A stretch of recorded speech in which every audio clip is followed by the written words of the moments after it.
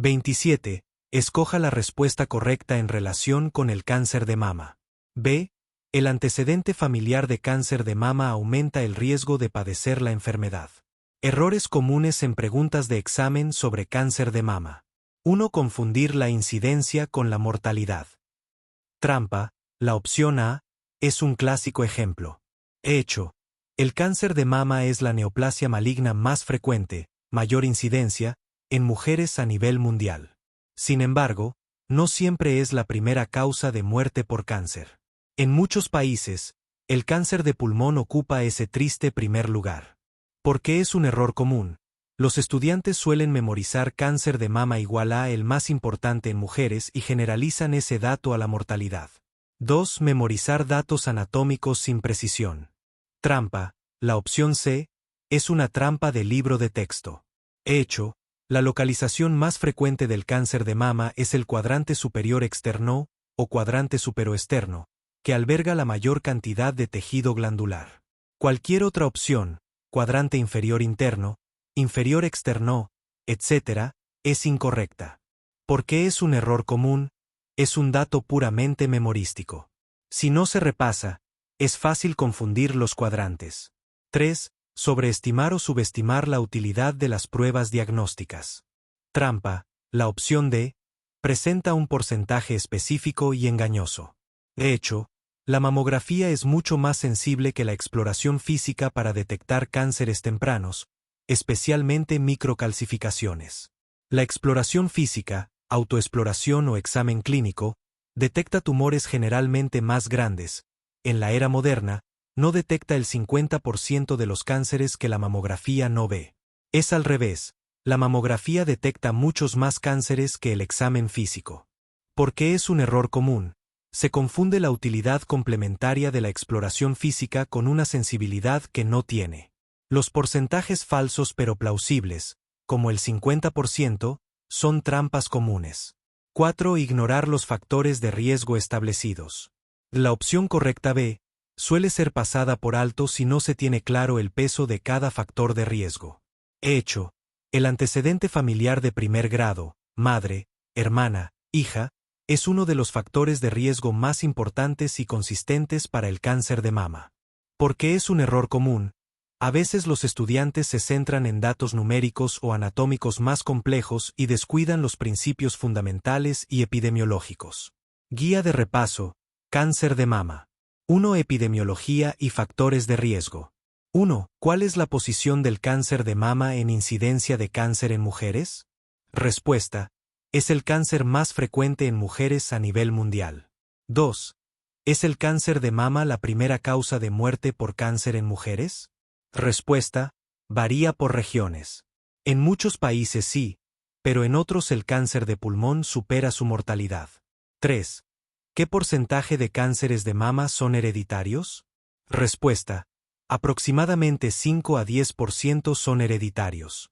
4. Mencione 3 factores de riesgo reproductivos para cáncer de mama. Respuesta. Menarquía precoz, menopausia tardía, nuliparidad, primer embarazo después de los 30 años. 5. ¿Cómo afecta la lactancia materna al riesgo de cáncer de mama? Respuesta. La lactancia materna prolongada disminuye el riesgo. Tema 2. Signos, síntomas y exploración física.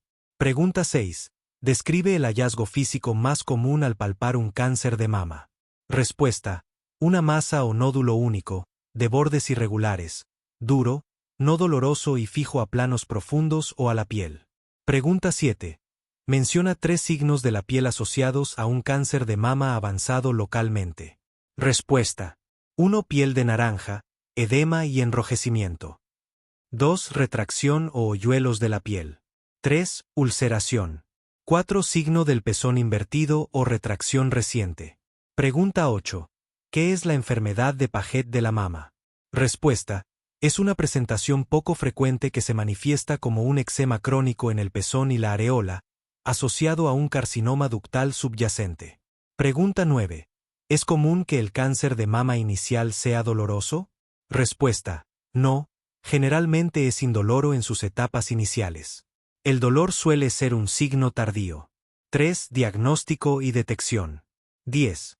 ¿Cuál es la sensibilidad aproximada de la mamografía? Respuesta: 85 a 90% en mujeres mayores de 50 años. 11. ¿Qué método de imagen es más sensible en mamas densas? Respuesta: la resonancia magnética mamaria. 12. ¿A qué edad se recomienda iniciar el screening mamográfico en población general? Respuesta: entre 40 a 50 años, según diferentes guías. 13. ¿Cada cuánto tiempo se recomienda la mamografía de screening? Respuesta: anual o bianual, según la guía y factores de riesgo. 14. ¿Qué hallazgos mamográficos son sospechosos de malignidad? Respuesta: masa espiculada, microcalcificaciones pleomórficas, distorsión arquitectural. Tema 4. Patología y clasificación. Pregunta 15. ¿Cuál es el tipo histológico más frecuente de cáncer de mama? Respuesta: el carcinoma ductal infiltrante, o invasivo, que representa aproximadamente el 70 a 80% de los casos. Pregunta 16. ¿Qué es el carcinoma ductal in situ, CIS? Respuesta: es una proliferación maligna de células epiteliales confinada a los conductos mamarios, sin invasión de la membrana basal. Es una forma no invasiva y potencialmente curable. Pregunta 17. Nombra dos subtipos moleculares de cáncer de mama importantes desde el punto de vista pronóstico y terapéutico. Respuesta: 1. Luminal A, RI, RPI, HER2. 2. Luminal B, RI, RP más menos, HER2 más o HER2 con alto Ki67. 3. HER2 enriquecido, RE, RP, HER2 más. 4. Triple negativo, o basal-like, RE, RP, HER2. Pregunta 18. ¿Qué subtipo molecular de cáncer de mama tiene el peor pronóstico a corto plazo y no responde a terapia hormonal ni anti-HER2? Respuesta: el carcinoma triple negativo. Pregunta 19. ¿Qué subtipo molecular tiene el mejor pronóstico? Respuesta: el luminal A. 20. ¿Qué porcentaje representa el carcinoma lobuliliar infiltrante? Respuesta: 5 a 15% de todos los cánceres de mama. 21. Mencione 3 tipos de cáncer de mama con mejor pronóstico. Respuesta: carcinoma tubular, cribiforme, mucinoso y papilar. 22. ¿Qué porcentaje de cánceres de mama son repositivos? Respuesta: aproximadamente 70 a 80%. 23. ¿Qué significa el subtipo triple negativo? Respuesta: negativo para RE, RP y HER2. 24. ¿Qué implicación pronóstica tiene la sobreexpresión de HER2? Respuesta: mayor agresividad, pero responde a terapia anti-HER2. 25. ¿Cuál es el subtipo molecular con mejor pronóstico? Respuesta: luminal A, RI, HER2, Ki67 bajo. 6. Estadificación. Pregunta 25. ¿Qué sistema se utiliza universalmente para la estadificación del cáncer de mama? Respuesta: el sistema TNM, tumor, ganglio linfático o NOUD, metástasis, de la AJCC, American Joint Committee on Cancer. Pregunta 26. Menciona 3 factores pronósticos importantes en el cáncer de mama. Respuesta: 1. Estado ganglionar axilar, número de ganglios afectados. 2. Tamaño del tumor, estadio T. 3. Subtipo molecular / diagonal receptores hormonales, RE, RP, y estado HER2. 4. Grado histológico, grado de Blom-Richardson / diagonal Nottingham. 5. Edad de la paciente. Pregunta 27. ¿La presencia de metástasis a distancia sitúa al cáncer en qué etapa general? Respuesta: en la etapa 4, independientemente del tamaño del tumor o del estado ganglionar. Tema 7. Tratamiento. Pregunta 28. ¿Cuál es el tratamiento quirúrgico estándar para un tumor localizado, con el objetivo de preservar la mama? Respuesta: la tumorectomía, o cirugía conservadora de la mama, seguida de radioterapia. Pregunta 29. ¿En qué casos está indicada una mastectomía? Tumores grandes en relación al tamaño de la mama. Prevención en portadoras de mutación BRCA de alto riesgo. Pregunta 30. ¿Qué procedimiento se realiza para estadificar la axila y evitar el linfedema asociado a la disección axilar completa? Respuesta: la biopsia del ganglio centinela. Pregunta 31. ¿Para qué subtipos de cáncer de mama está indicada la terapia endocrina, hormonal? Respuesta: para los tumores que expresan receptores de estrógenos, REI, y o progesterona, RP, luminal A y B. Pregunta 32. Menciona un fármaco inhibidor de la aromatasa usado en terapia endocrina. Respuesta: letrozol, anastrozol o exemestano. Pregunta 33. Menciona un fármaco anti-HER2 usado para tratar los tumores HER2 positivos. Respuesta: trastuzumab, pertuzumab o adotrastuzumab emtansine, TDM1. Pregunta 34. ¿A qué subtipo de cáncer de mama está dirigida principalmente la quimioterapia?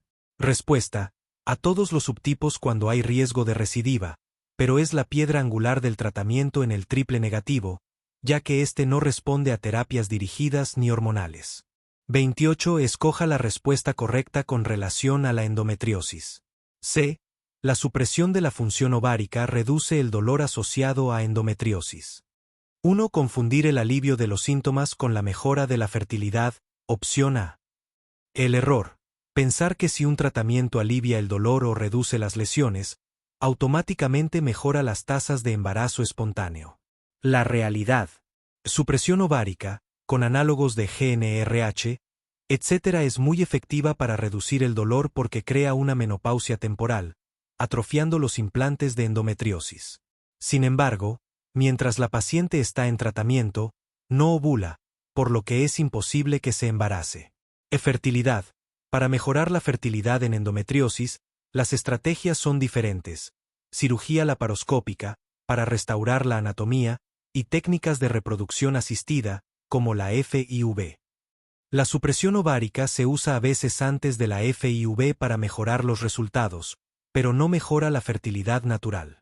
2. Ignorar la asociación clásica y principal de una enfermedad, opción B.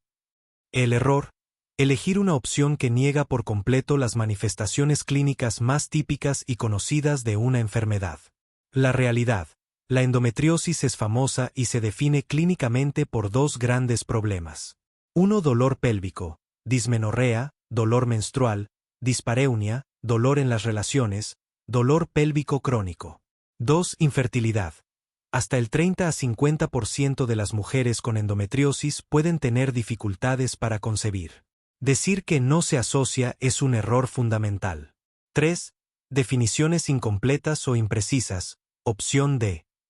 El error: aceptar una definición que, aunque suene parecida, es incorrecta o incompleta. La realidad: la definición correcta: presencia de tejido endometrial, glándulas y estroma, fuera de la cavidad uterina. El error en la opción D dice fuera de la pelvis. Si bien la localización más común es la pelvis, ovarios, ligamentos uterosacros, peritoneo, la endometriosis puede encontrarse en lugares extrapélvicos como el intestino, la vejiga, el diafragma e incluso el pulmón. La definición correcta se basa en fuera de su ubicación normal, el útero, no en fuera de la pelvis. 4. Generalizar o no leer con precisión. El error: no leer detenidamente palabras clave como siempre, nunca, mejora, asocia, define. Ejemplo en esta pregunta. La opción C es correcta porque es específica: la supresión de la función ovárica reduce el dolor. Esto es exacto y está comprobado. La opción A es incorrecta porque cambia dolor por fecundidad, un concepto totalmente diferente. Endometriosis. Definición y epidemiología. 1. ¿Qué es la endometriosis? Enfermedad estrógeno-dependiente caracterizada por la presencia de tejido endometrial, glándulas y estroma, fuera de la cavidad uterina. 2. ¿En qué grupo etario es más frecuente la endometriosis? Mujeres en edad reproductiva, 25 a 35 años, con diagnóstico frecuente entre los 30 a 44 años. 3. ¿Qué porcentaje de mujeres en edad reproductiva afecta la endometriosis? Aproximadamente 6 a 10% de las mujeres en edad reproductiva. 4. ¿Qué porcentaje de mujeres con infertilidad tienen endometriosis? 25 a 50% de mujeres con infertilidad. 5. ¿Qué porcentaje de mujeres con dolor pélvico crónico tienen endometriosis? 35 a 50% de mujeres con dolor pélvico crónico. Etiología y fisiopatología. 6. Mencione las principales teorías sobre la patogénesis de la endometriosis. Teoría de la menstruación retrógrada, de Sampson. Metaplasia celómica. Diseminación linfática y vascular. Teoría de las células madre. 7. ¿En qué consiste la teoría de la menstruación retrógrada? Postula que durante la menstruación, células endometriales fluyen en dirección retrógrada por las trompas de falopio hacia la cavidad peritoneal, donde se implantan y proliferan. 8. ¿Qué factores explican por qué no todas las mujeres desarrollan endometriosis si la menstruación retrógrada es común? Factores inmunológicos, genéticos, hormonales y ambientales que favorecen la implantación y supervivencia del tejido endometrial. 9. ¿Qué papel juegan los estrógenos en la endometriosis? Promueven el crecimiento y mantenimiento de los implantes endometriósicos mediante estimulación de la aromatasa y producción local de estrógenos. 10. ¿Cómo contribuye la inflamación en la fisiopatología de la endometriosis? Crea un microambiente con citoquinas proinflamatorias, factores de crecimiento y angiogénesis que favorece la implantación y crecimiento de los implantes. Localizaciones y clasificación. 11. ¿Cuáles son las localizaciones más frecuentes de la endometriosis? Ovarios, endometriomas. Ligamentos uterosacros. Fondo de saco de Douglas. Peritoneo pelviano. Tabique rectovaginal. 12. ¿Qué es un endometrioma? Quiste ovárico formado por tejido endometrial, con contenido hemático oscuro, quiste de chocolate. 13. ¿Qué es la endometriosis profunda? Infiltración del tejido endometriósico, 5 mm en el peritoneo pelviano, afectando frecuentemente ligamentos uterosacros, vagina, vejiga o intestino. 14. Según la ASRM, ¿en qué estadio se clasifica la endometriosis?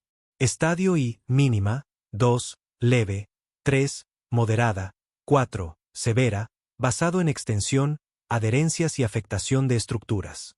15. ¿Qué localizaciones extrapélvicas puede tener la endometriosis? Cicatrices quirúrgicas, ombligo, diafragma, pleura, pulmón, menos frecuente. Manifestaciones clínicas. 16. ¿Cuáles son los síntomas cardinales de la endometriosis?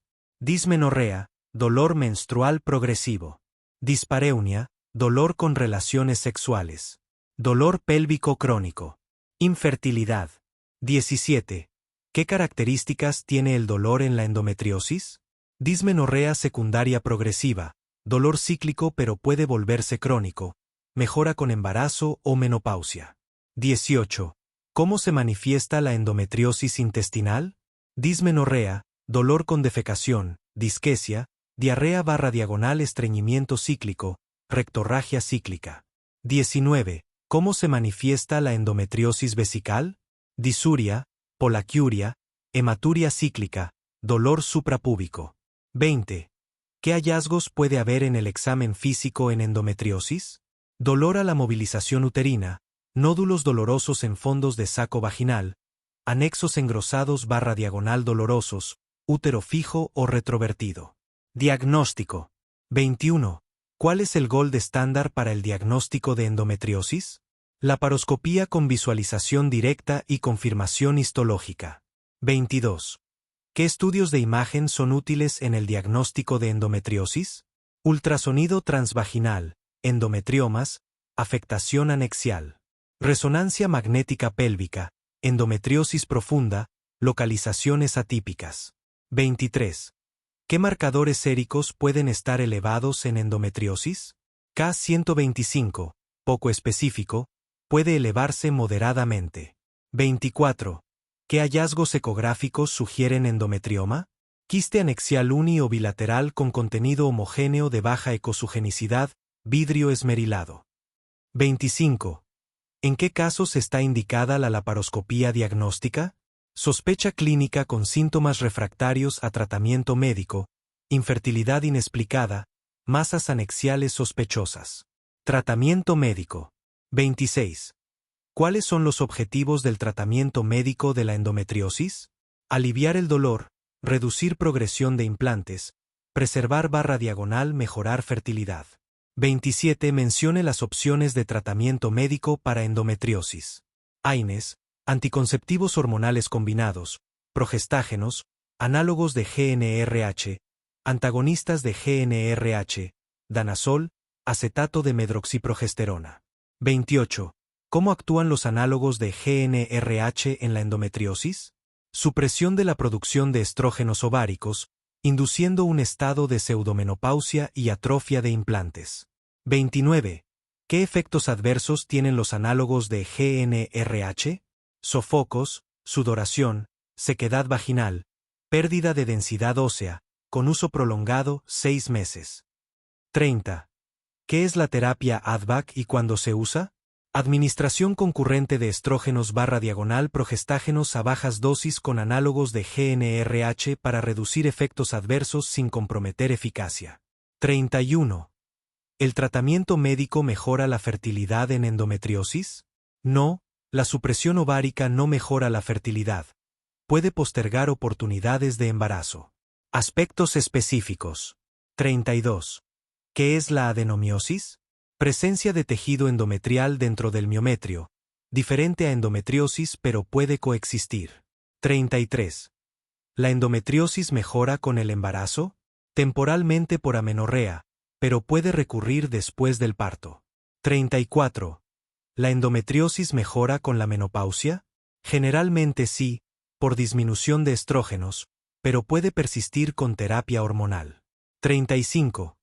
¿Qué abordaje se recomienda para la endometriosis en adolescentes? Alta sospecha clínica, tratamiento médico inicial, AINES y anticonceptivos hormonales, cirugía conservadora si refractaria. 29. En la atención de la paciente en el puerperio inmediato, el tono uterino y el periné se valoran con frecuencia. La presión arterial y el pulso materno se toman y se registran de inmediato después del parto. En el seguimiento clínico, ¿con qué frecuencia se toman durante las 2 primeras horas? D. Cada 15 minutos.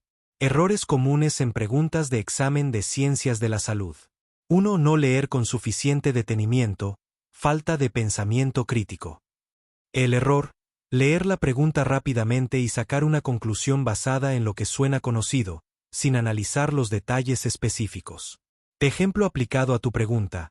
Un estudiante podría recordar que los signos vitales se toman cada hora en una paciente estable y elegir la opción de 30 o 40 minutos, sin considerar que el puerperio inmediato, primeras 2 horas, es un periodo de alto riesgo que requiere una vigilancia excepcionalmente estrecha.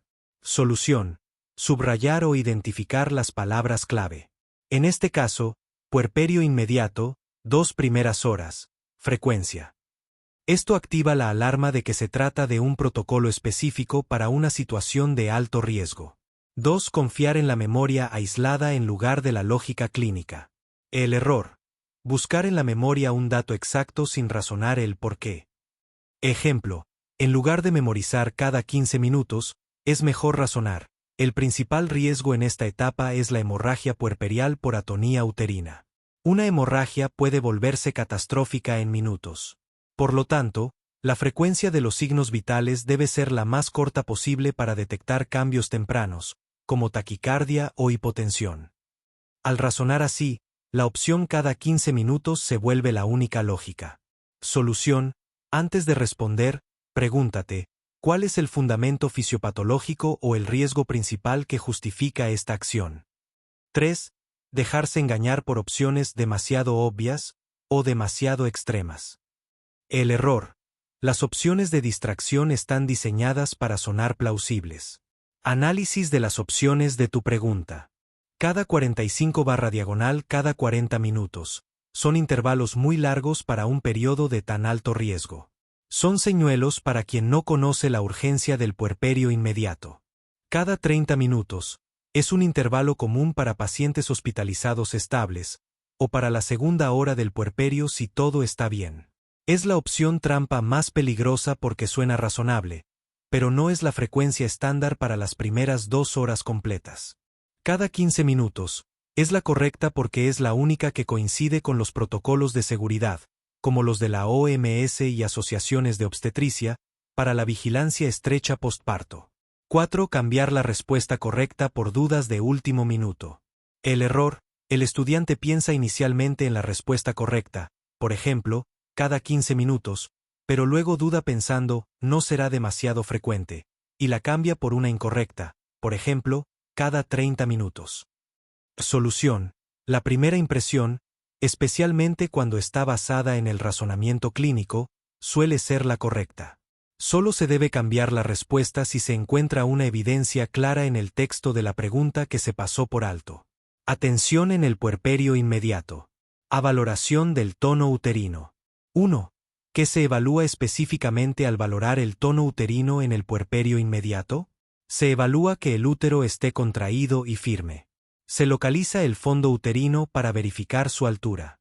Se verifica que no exista atonía uterina que pueda causar hemorragia. 2. ¿Por qué es fundamental la valoración del tono uterino inmediatamente después del parto? Porque un útero contraído comprime los vasos sanguíneos del lugar de inserción placentaria. Previene la hemorragia posparto por atonía uterina. Es el principal mecanismo para controlar el sangrado después del alumbramiento. 3. ¿Cómo se describe un útero con adecuado tono posparto? Se palpa como una estructura firme y contraída. El fondo uterino se encuentra a nivel del ombligo o ligeramente por debajo. No está blando o baggy, como masa pastosa. Ve valoración del periné. 4. ¿Qué aspectos incluye la valoración del periné en el puerperio inmediato? Inspección visual de episiotomía o desgarros. Evaluación de hematomas vulvares o vaginales. Verificación de integridad de labios mayores y menores. Control de sangrado excesivo. 5. ¿Cuál es la frecuencia recomendada para valorar el periné durante las primeras 2 horas posparto? Cada 15 minutos junto con la toma de signos vitales. Siempre que se realice masaje uterino. Con cada cambio de compresa sanitaria. Se monitoreo de signos vitales. 6. ¿Con qué frecuencia se toman y registran la presión arterial y el pulso materno durante las primeras 2 horas del puerperio inmediato? Cada 15 minutos durante las primeras 2 horas. 7. ¿Qué cambios en los signos vitales podrían indicar una hemorragia posparto? Taquicardia, aumento de frecuencia cardíaca. Hipotensión, disminución de presión arterial. Pulso débil y filiforme. Palidez y diaforesis. 8. ¿Por qué es crucial el monitoreo frecuente de signos vitales en el puerperio inmediato? Para detectar precozmente signos de shock hipovolémico. Permite intervención temprana ante complicaciones. El 80% de las hemorragias posparto ocurren en las primeras 2 horas. De frecuencia de monitorización. 9. ¿Cuál es el protocolo estándar para la frecuencia de valoración integral durante el puerperio inmediato? Cada 15 minutos durante las primeras 2 horas. Incluye tono uterino, periné, signos vitales y sangrado vaginal. 10. ¿En qué circunstancias se debe aumentar la frecuencia de monitorización? Cuando se identifiquen factores de riesgo para hemorragia. Si el útero no se mantiene contraído. Cuando hay alteraciones en los signos vitales. Ante sangrado vaginal excesivo. Complicaciones y signos de alarma. 11. ¿Qué hallazgos en la valoración uterina indican riesgo de hemorragia? Útero blando o baggy. Atonía. Fondo uterino por encima del nivel esperado. Coágulos grandes en el sangrado vaginal. 12. ¿Qué signos en la valoración del periné requieren intervención inmediata? Hematoma vulvar en crecimiento. Sangrado activo de episiotomía o desgarro. Dolor perineal intenso y desproporcionado. Técnicas de valoración. 13. ¿Cuál es la técnica correcta para valorar el tono uterino? Con una mano se estabiliza el útero por encima del pubis. Con la otra mano se palpa el fondo uterino. Se realiza masaje suave si está blando. 14. ¿Cómo se cuantifica adecuadamente el sangrado vaginal posparto?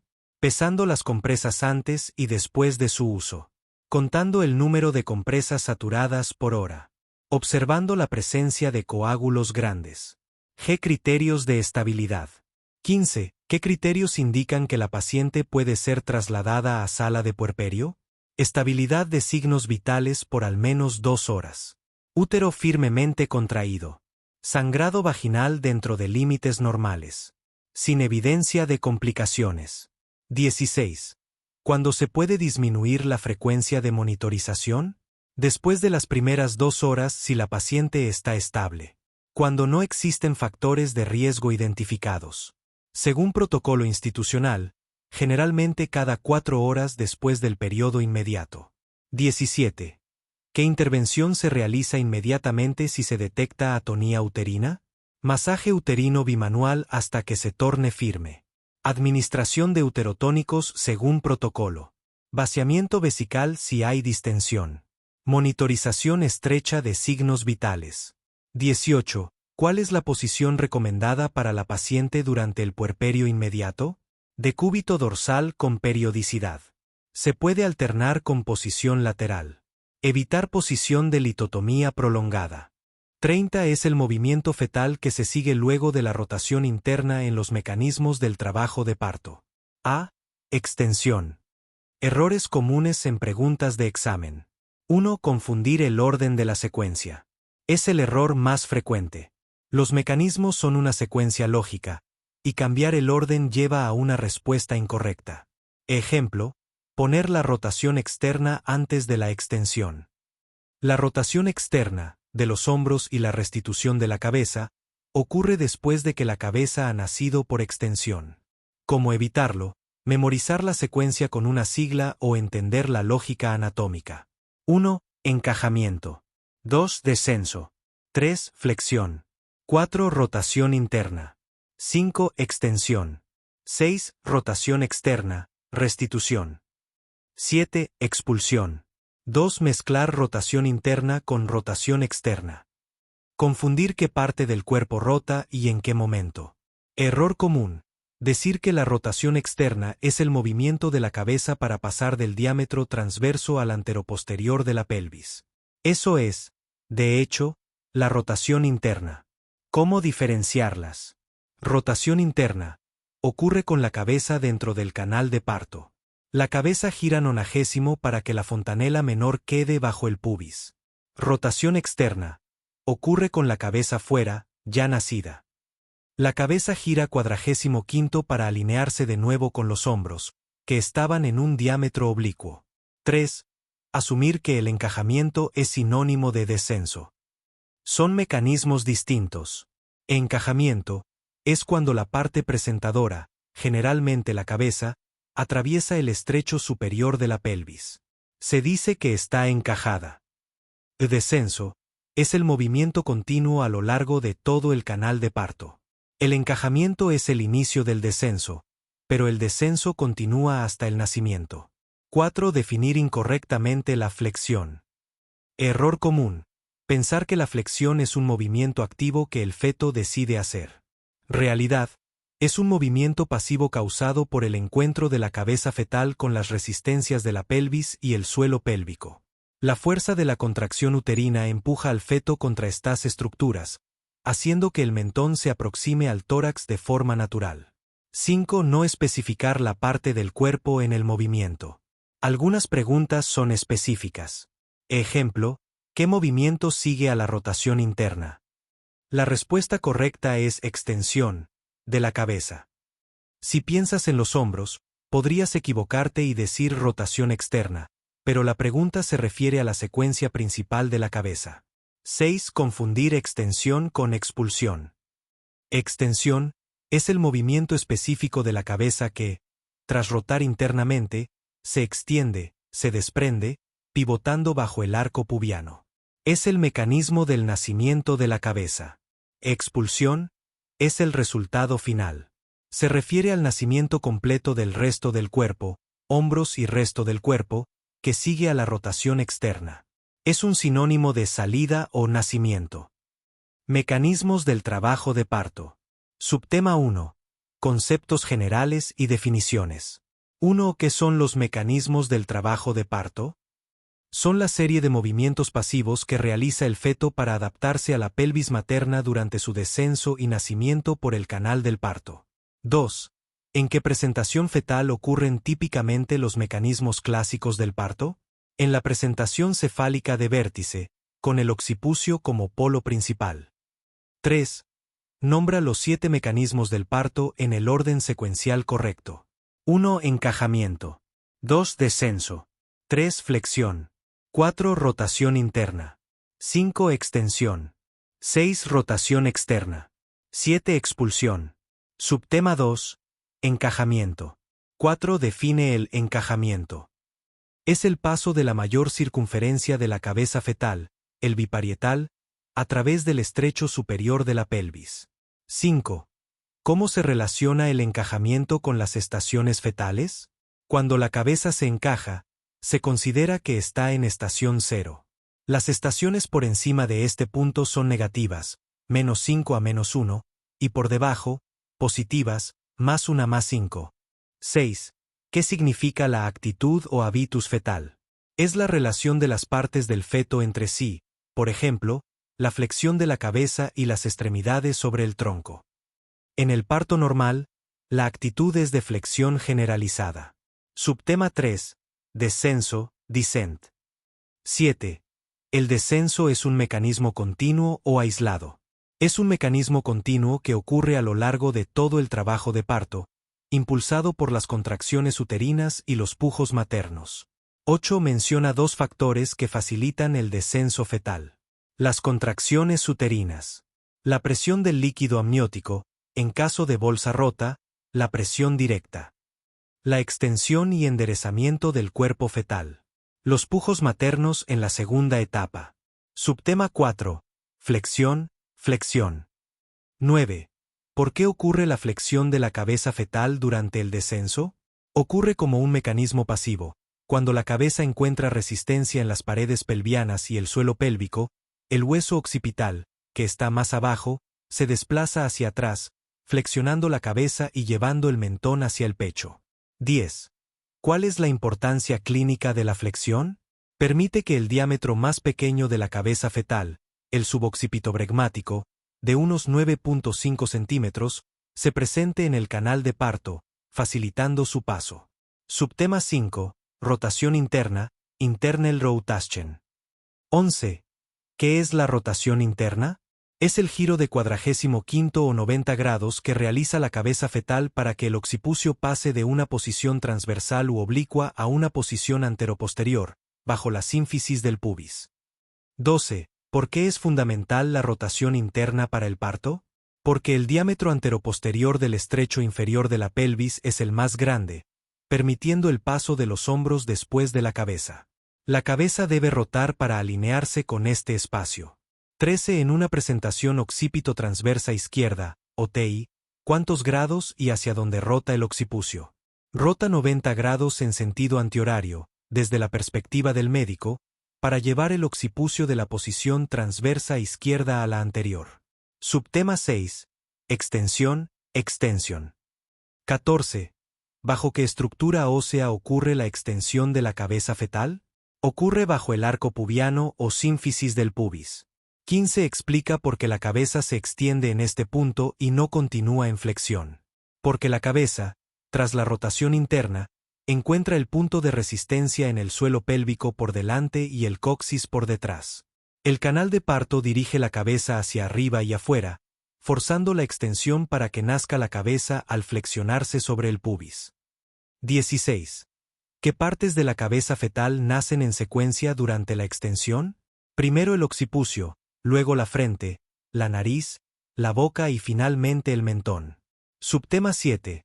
Rotación externa, external rotation, y restitución. 17. ¿Qué es la rotación externa, o restitución? Es el giro de la cabeza fetal de vuelta a su posición original, por ejemplo, 45 grados hacia el lado del que provino, para desenroscarse y alinearse con los hombros, que aún están en el canal de parto. 18. ¿Qué evento sigue inmediatamente a la rotación externa? El nacimiento de los hombros. La cabeza, al rotar externamente, indica que los hombros, que tenían un diámetro bisacromial, han completado su rotación interna en la pelvis y están listos para nacer. Subtema 8. Expulsión, expulsión. 19. Describe el mecanismo de la expulsión. Es el nacimiento del cuerpo fetal. Primero nace el hombro anterior, bajo la sínfisis del pubis, y luego el hombro posterior, sobre el periné, seguido del resto del cuerpo sin dificultad. Subtema 9. Preguntas de integración y aplicación clínica. 20. Si un feto está en posición occipito-posterior, por ejemplo, ODP, ¿qué complicación mecánica puede ocurrir y cómo se suele resolver? Puede ocurrir un parto en occipito posterior, que a menudo resulta en un trabajo de parto más prolongado y dolor de espalda, back labor. En muchos casos, la cabeza realiza una rotación interna larga de 135 para llegar a la posición anterior, o puede nacer en posición posterior. 21. ¿En qué mecanismo se produce el fenómeno conocido como coronación? En el mecanismo de extensión. La coronación es el momento en que la mayor circunferencia de la cabeza fetal, el biparietal, está rodeada por el anillo vulvar y ya no retrocede entre contracciones. 22. ¿Cuál es el único mecanismo que no es un movimiento de la cabeza fetal? La expulsión, ya que es el nacimiento del cuerpo completo. 23. Relaciona. Después de la rotación interna, el siguiente movimiento es guión bajo, y después de este, viene guión bajo. Después de la rotación interna, el siguiente movimiento es extensión, y después de este, viene rotación externa. 24. Un examen vaginal revela una estación fetal de +3. ¿Qué indica esto sobre el descenso? Indica que la presentación fetal, generalmente la cabeza, ha descendido bien en la pelvis y está a 3 centímetros por debajo de las espinas ciáticas. El parto es inminente. 25. ¿Qué mecanismo del parto está directamente facilitado por la forma de J o herradura del sacro y el coxis? La rotación interna. La concavidad sacrocoxígea guía y dirige la rotación de la cabeza fetal hacia la posición anterior. 31 de los siguientes virus del VPH, virus del papiloma humano, de alto riesgo, selecciona el más común encontrado en el cáncer invasivo del cuello uterino, neoplasia cervical intraepitelial 2 y 3, NIC2, NIC3. B. 16. 1. Confundir más común con más agresivo o asociado a. Error. Saber que el VPH18 está fuertemente asociado al adenocarcinoma de cérvix, un tipo menos común pero muy agresivo, y elegirlo pensando que es el más frecuente en general. Realidad. Mientras que el VPH18 es indeed muy agresivo y se asocia a tumores que progresan más rápido, el VPH16 es, con diferencia, el serotipo más prevalente en todos los tipos de cáncer de cuello uterino, representando alrededor del 50 a 60% de los casos, frente al 10 a 15% del VPH18. ¿Cómo evitarlo? Memoriza la regla: 16 es el más común. 18 es el asesino rápido. Punto. 2. Memorización incompleta de los grupos de riesgo. Error. Recordar que 16 y 18 son de alto riesgo, pero no tener clara su jerarquía. Al ver otras opciones también de alto riesgo como 31 y 33, se duda y se elige al azar. Realidad. Los VPH16 y 18 son los principales responsables de 70% de los cánceres cervicales. Los tipos 31, 33, 45, 52, 58, etc., son de alto riesgo pero menos prevalentes. En una pregunta de el más común, la disputa es siempre entre 16 y 18. ¿Cómo evitarlo? Agrupa mentalmente: 16 y 18 son los grandes culpables, pero 16 es el número 1. Los demás son importantes, pero secundarios en frecuencia. 3. No leer con atención la pregunta. Error.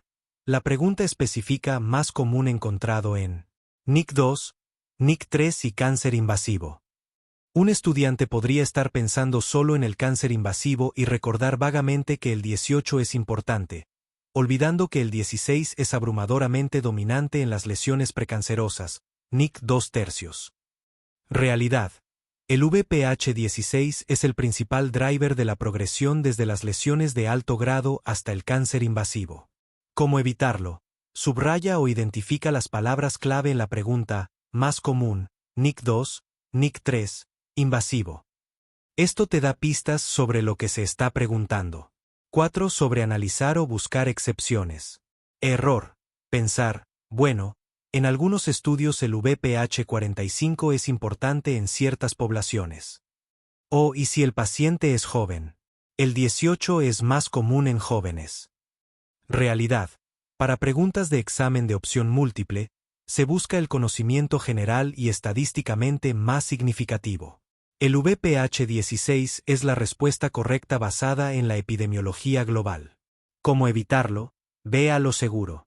En medicina, para preguntas básicas, la respuesta es casi siempre la más general y con mayores porcentajes de prevalencia. Resumen mnemotécnico y estrategia para el examen.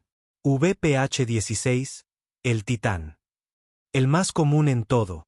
¿Verrugas anogenitales de bajo riesgo? No. Pero en lesiones de alto grado, NIC 2/3, y cáncer escamoso invasivo, es el número 1. VPH18, el acechante. Muy agresivo. Se asocia más a adenocarcinoma y a cánceres en mujeres más jóvenes. Es el segundo más común. VPH6 y 11, los inofensivos. Causan 90% de las verrugas genitales, condilomas acuminados, pero son de bajo riesgo oncogénico. Estrategia final.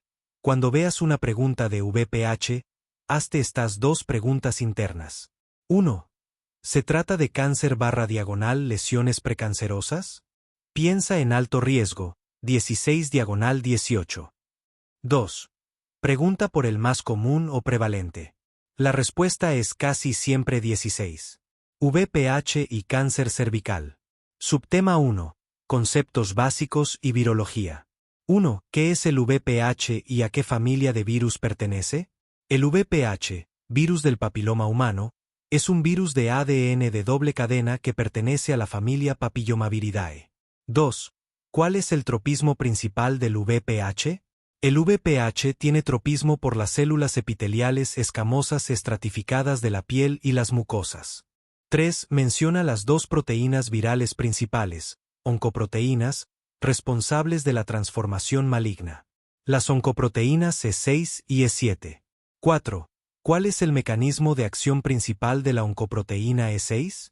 La proteína E6 se une a la proteína supresora de tumores P53 y promueve su degradación, lo que impide la apoptosis, muerte celular programada, y permite la acumulación de mutaciones. 5. ¿Cuál es el mecanismo de acción principal de la oncoproteína E7? La proteína E7 se une a la proteína supresora de tumores PRB, retinoblastoma, liberando factores de transcripción E2F que conducen a una proliferación celular descontrolada. Subtema 2. Tipos de VPH y riesgo oncológico. 6. ¿Cómo se clasifican los tipos de VPH según su potencial oncogénico? Se clasifican en tipos de alto riesgo, oncogénicos, y bajo riesgo, no oncogénicos. 7. Nombra al menos 4 genotipos de VPH de alto riesgo. 16, 18, 31, 33, 35, 45, 52, 58, entre otros. Los más importantes son el 16 y el 18. 8. Nombra 2 genotipos de VPH de bajo riesgo y las patologías que causan. VPH 6 y 11. Son la causa principal de las verrugas genitales, condilomas acuminados, y la papilomatosis laríngea. 9. ¿Qué 2 genotipos de VPH son responsables de aproximadamente el 70% de todos los casos de cáncer de cuello uterino? VPH 16 y VPH 18. 10. De todos los VPH de alto riesgo, ¿cuál es el más comúnmente encontrado en el cáncer de cuello uterino invasivo y en las lesiones precancerosas NIC 2 y NIC 3? El VPH 16. 11. ¿Qué tipo de VPH de alto riesgo está más asociado con el adenocarcinoma cervical? El VPH 18. Subtema 3. Historia natural y progresión de la infección. 12. ¿Cuál es la vía de transmisión principal del VPH? Transmisión por contacto sexual. 13. La mayoría de las infecciones por VPH son _ autolimitadas y se resuelven espontáneamente en 1 a 2 años sin causar síntomas. 14. Define el término infección persistente por VPH. Es la infección que no se resuelve y se detecta en múltiples controles durante un periodo prolongado, generalmente más de 1 a 2 años. Es el principal factor de riesgo para el desarrollo de neoplasia. 15. ¿Qué significa la sigla NIC? Neoplasia cervical intraepitelial. 16. Ordena la progresión de las lesiones cervicales. Cáncer invasivo, NIC1, infección por VPH, NIC 2/3. Infección por VPH. NIC1, de bajo grado, a menudo regresa. NIC 2/3, de alto grado, precancerosa. Cáncer invasivo. 17. ¿Qué lesión se considera precancerosa y requiere tratamiento? La NIC 2 y, especialmente, la NIC 3. Subtema 4. Prevención, detección y vacunas. 18. ¿Cuál es la prueba de cribado, tamizaje, primario recomendado para el cáncer de cuello uterino? La prueba de VPH, detección del ADN viral, es el método de cribado primario preferido. 19. Si la prueba de VPH es positiva, ¿cuál es el siguiente paso en el algoritmo de cribado? Se realiza una triaje con citología, Papanicolau, o una tipificación viral específica, para ver si es VPH 16/18. Si la citología es anormal o es VPH 16/18 positivo, se deriva a colposcopia. 20. ¿Qué procedimiento permite la visualización directa del cuello uterino para identificar lesiones anormales? La colposcopia. 21. ¿Cuál es el método definitivo para diagnosticar una neoplasia cervical? La biopsia dirigida por colposcopia y su examen histopatológico. 22. Nombra las 3 vacunas disponibles contra el VPH y su cobertura. Bivalente. Cervarix protege contra VPH 16 y 18. Tetravalente. Gardasil 4 protege contra VPH 6, 11, 16 y 18.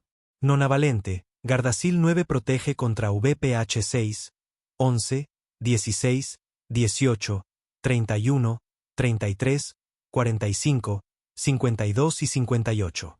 23. ¿Cuál es la población objetivo principal de la vacunación contra el VPH?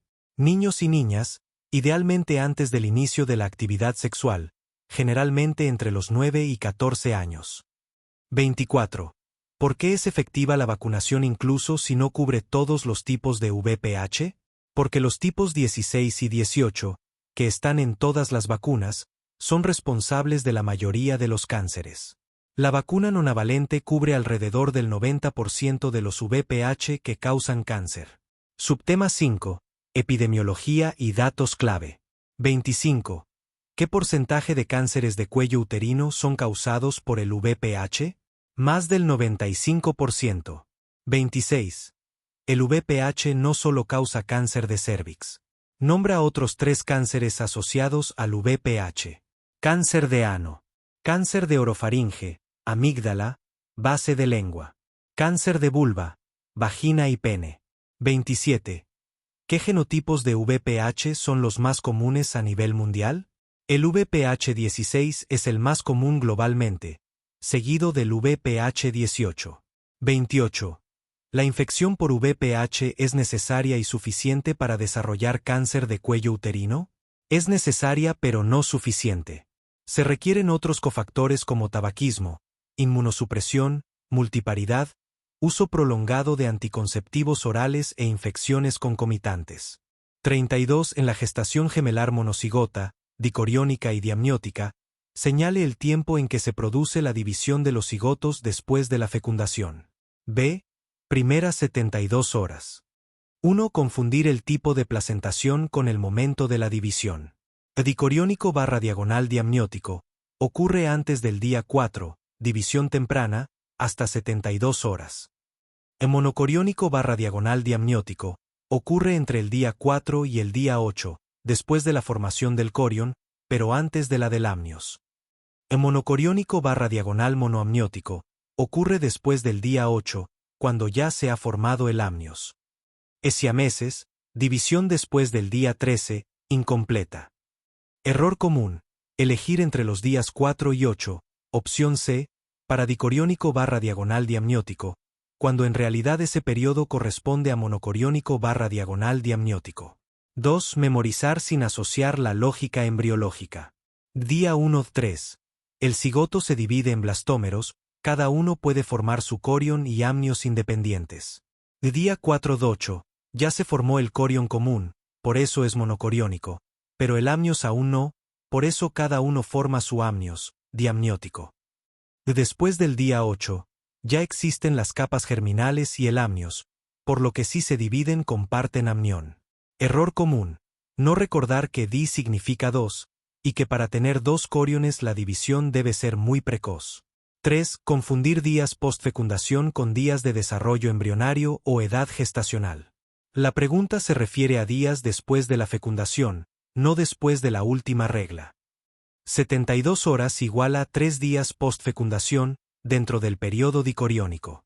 Día 8, opción D, ya es monocoriónico/diagonal diamniótico. Error común: elegir en el día 8 pensando que aún puede ser dicoriónico. Embriología de gemelos monocigóticos. 1. Clasificación general y tipos de gemelos. 1. ¿Qué son los gemelos monocigóticos?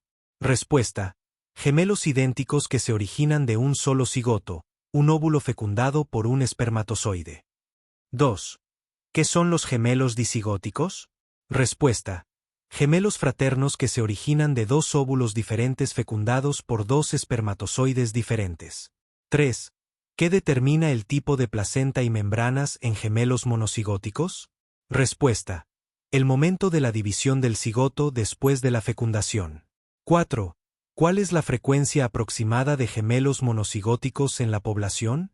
Respuesta: ocurre en aproximadamente 3 a 4 por cada 1000 nacimientos, independiente de factores raciales o hereditarios.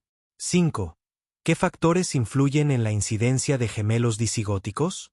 Respuesta: factores raciales, hereditarios, edad materna avanzada, uso de tecnologías de reproducción asistida. 2. Tiempo de división y sus consecuencias. 6. ¿Qué tipo de gemelos se forman cuando la división ocurre en las primeras 72 horas? Respuesta: gemelos monocigóticos, dicoriónicos, diamnióticos, 30% de casos. 7. ¿Qué estructuras se forman cuando la división ocurre entre el día 4 y 8? Respuesta: gemelos monocigóticos, monocoriónicos, diamnióticos, 70% de casos. 8. ¿Qué ocurre si la división sucede después del día 13? Respuesta: se forman gemelos monocigóticos, monocoriónicos, monoamnióticos, 1% de casos, y existe riesgo de gemelos unidos, siameses. 9. ¿Por qué la división antes del día 4 produce gemelos dicoriónicos? Respuesta: porque ocurre antes de la formación del corión, cuando las células aún no se han diferenciado en trofoblasto. 10.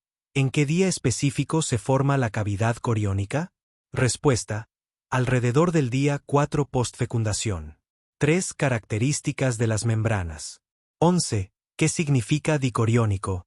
¿Diamniótico? Respuesta: que cada gemelo tiene su propio corión, placentas separadas o fusionadas, y su propio amnios. 12. ¿Cómo se identifican las membranas en ecografía en gemelos dicoriónicos? Respuesta: por la presencia del signo de la lambda o signo de la T en la unión membranosa. 13. ¿Qué membranas separan a los gemelos en un embarazo monocoriónico? ¿Diamniótico? Respuesta: 2 amnios pero un solo corión. 14. ¿Qué riesgo tienen los gemelos monocoriónicos? ¿Monoamnióticos? Respuesta: alto riesgo de enredamiento de cordones y compresión vascular. 15. ¿Qué estructura no se divide en gemelos monocoriónicos? Respuesta: el corión, y por tanto, la placenta es única. 4. Complicaciones específicas.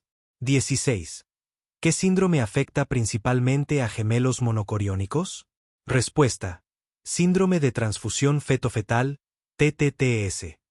17. ¿Por qué el TTTS es más común en gemelos monocoriónicos? Respuesta: porque comparten circulación placentaria a través de anastomosis vasculares. 18.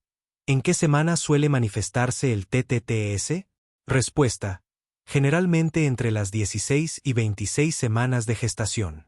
19. ¿Qué es el síndrome de secuencia de anemia policitemia? Respuesta: forma crónica de desbalance de flujo sanguíneo en gemelos monocoriónicos. 20. ¿Qué complicación es exclusiva de gemelos monoamnióticos? Respuesta: enredamiento de cordones umbilicales. 5. Diagnóstico y manejo. 21. ¿Cuál es el método principal para determinar la corionicidad? Respuesta: ecografía del primer trimestre, antes de las 14 semanas. 22. ¿Qué signo ecográfico indica dicorionicidad? Respuesta: signo de la lambda o signo del pico grueso. 23. ¿Con qué frecuencia deben monitorearse gemelos monocoriónicos? Respuesta: cada 2 semanas a partir de las 16 semanas para detectar TTTS. 24. ¿Qué tratamiento existe para el TTTS avanzado? Respuesta: fotocoagulación láser de anastomosis vasculares. 25. ¿Cuándo se recomienda el parto en gemelos dicoriónicos sin complicaciones? Respuesta: entre las 37 a 38 semanas. 26. ¿Y en gemelos monocoriónicos diamnióticos? Respuesta: entre las 34 a 37 semanas. 6. Casos especiales y raros. 27. ¿Qué son los gemelos unidos o siameses? Respuesta: gemelos monocigóticos que no se separan completamente, compartiendo algún órgano o estructura corporal. 28. ¿En qué momento de la división se producen los gemelos unidos? Respuesta: cuando la división ocurre después del día 13 postfecundación. 29. ¿Qué son los gemelos mirror image? Respuesta: gemelos que presentan características asimétricas invertidas, como marcas de nacimiento o dominancia manual opuestas. 30. ¿Qué es el síndrome de gemelo evanescente? Respuesta: la desaparición espontánea de uno de los gemelos durante el primer trimestre. 7. Preguntas de integración clínica. 31. Una ecografía a las 12 semanas muestra 2 fetos con signo de lambda positivo. ¿Qué diagnóstico tiene? Respuesta: embarazo gemelar dicoriónico, diamniótico. 32.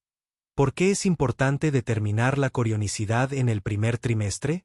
Respuesta: porque determina el riesgo de complicaciones y el plan de seguimiento del embarazo. 33. Un embarazo gemelar monocoriónico diagnosticado a las 20 semanas muestra discrepancia de líquido amniótico. ¿Qué sospecha? Respuesta: síndrome de transfusión feto-fetal, TTTS. 34. ¿Qué tipo de gemelos tienen mayor riesgo de muerte intrauterina? Respuesta: gemelos monocoriónicos, monoamnióticos. 35. ¿Por qué los gemelos monocigóticos pueden tener diferentes cariotipos? Respuesta: por mutaciones postcigóticas o diferentes patrones de inactivación del cromosoma X. 36. Complete la línea de tiempo de división de gemelos monocigóticos. Respuesta: días 1 a 3, dicoriónico, diamniótico. Días 4 a 8, monocoriónico, diamniótico. Días 9 a 12, monocoriónico, monoamniótico. Después día 13, gemelos unidos. 37. ¿Qué día marca el límite para la formación de 2 amnios separados? Respuesta: el día 8 postfecundación. 33. ¿Entre cuáles semanas de gestación se recomienda realizar el cultivo vaginal y rectal para identificar el estreptococo del grupo B? C. Entre las semanas 35 a 37. 1. Confundir semanas gestacionales, el error más clásico. Este es el error que la pregunta anterior busca precisamente cometer el estudiante. ¿Por qué sucede? Las opciones suelen incluir rangos de semanas que se parecen: 20 a 26, 28 a 32, 35 a 37, 38 a 40. El estudiante que no estudió con detalle puede recordar al final del embarazo y elegir 38 a 40, o confundirse con el momento de otras pruebas, como la ecografía morfológica que es alrededor de la semana 20. Estrategia: crear anclas mnemotécnicas. EGB, estreptococo grupo B, igual a 35 a 37. La E de estreptococo y la G de grupo pueden asociarse con en el final, pero no al final, sino justo antes, 35 a 37, para tener tiempo de obtener el resultado y planificar. 2. No leer la pregunta con atención, error de vista cansada. ¿Por qué sucede? El cerebro lee rápido y puede llenar espacios en blanco. En la pregunta del ejemplo, la opción D, entre la semana 28 a 24, está escrita de forma deliberadamente errónea, de mayor a menor. Un estudiante que no lee con cuidado podría ver 28 y 24 y pensar que es una opción válida. Estrategia. Subrayar palabras clave: cultivo, vaginal y rectal, estreptococo grupo B, semanas de gestación. El leer todas las opciones completas antes de responder, incluso si crees que la A o B son correctas. 3. Elegir la opción que suena más lógica o más segura sin base científica. ¿Por qué sucede? El sentido común a veces falla en medicina. Para el eje B, uno podría pensar, ¿por qué no hacerlo justo al terminar el embarazo, 38 a 40, para que sea más reciente? La razón científica es que se necesita tiempo para procesar el cultivo, 1 a 3 días, y, si el parto es prematuro, se pierde la oportunidad. El rango 35 a 37 es el equilibrio perfecto entre precisión y utilidad clínica. Estrategia. No confíes solo en la lógica. Memoriza los protocolos y guías clínicas basadas en evidencia. Pregúntate, ¿qué dice específicamente la norma o la guía clínica? 4. Confundir pruebas, patologías o tratamientos similares. Ejemplo, confundir la profilaxis del eje B, antibióticos intraparto, con la profilaxis de la enfermedad hemolítica del recién nacido, anti-D en la madre RH negativo. ¿Por qué sucede? Ambas son intervenciones preventivas en el embarazo, pero para problemas totalmente distintos. Estreptococo del grupo B, eje B, en el embarazo. Subtema 1. Microbiología y epidemiología básica. 1. ¿Qué bacteria causa la infección por estreptococo del grupo B? Respuesta: Streptococcus agalactiae. 2. ¿Qué porcentaje aproximado de mujeres embarazadas son portadoras del eje B en su tracto gastrointestinal o vaginal? Respuesta: aproximadamente entre un 10% y un 30%. 3. Menciona los dos sitios anatómicos principales donde coloniza el eje B. Respuesta: la zona vaginal y la zona rectal. 4. La colonización por eje B suele ser sintomática o asintomática en la mujer embarazada. Respuesta: es casi siempre asintomática. La persona es portadora sin presentar síntomas. Subtema 2. Cribado, screening y diagnóstico. 5. ¿A todas las embarazadas se les debe realizar el cultivo para eje B? Respuesta: sí, se recomienda el cribado universal para todas las embarazadas, independientemente de sus factores de riesgo. 6. ¿Entre qué semanas de gestación se debe realizar el cultivo para eje B? Respuesta: entre las semanas 35 y 37. 7. ¿Por qué es importante realizar el cultivo específicamente entre las semanas 35 y 37? Respuesta: porque tiene la mayor sensibilidad predictiva para determinar el estado de colonización de la madre en el momento del parto, que es cuando existe el riesgo de transmisión al recién nacido. 8. Si una paciente tiene un parto prematuro antes de la semana 35 y no se le realizó el cultivo, ¿qué conducta se debe tomar? Respuesta: se debe asumir que es positiva e iniciar profilaxis antibiótica intraparto inmediatamente. 9. ¿De qué dos sitios anatómicos se debe tomar la muestra para el cultivo de eje B? Respuesta: se debe tomar un hisopado vaginal y otro rectal, se puede usar el mismo hisopo. 10. ¿Es suficiente con un hisopado solo vaginal para el cultivo de eje B? Respuesta: no. Debido a que el eje B es un colonizador habitual del tracto gastrointestinal, la muestra rectal es esencial para aumentar la tasa de detección. 11. ¿Cuál es el medio de cultivo específico que se utiliza para el cultivo de eje B para mejorar su detección?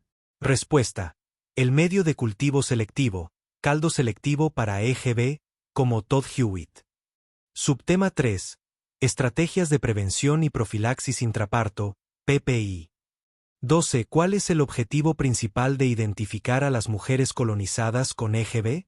Respuesta: administrar profilaxis antibiótica intraparto, PPI, para reducir el riesgo de transmisión vertical y prevenir la enfermedad por eje B de inicio temprano en el recién nacido.